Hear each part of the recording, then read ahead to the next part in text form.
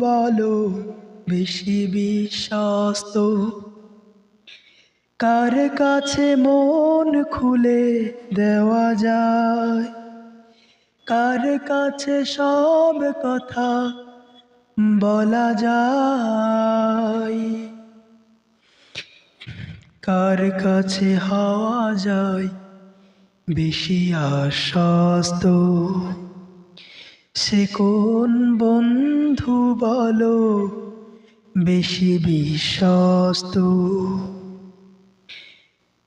যেজন কখনো ব্যথা দিতে জানে না, যেজন কেবলই মুছে দেয় বেদনা, হৃদয়ের হাহাকার আপন করে নিতে কার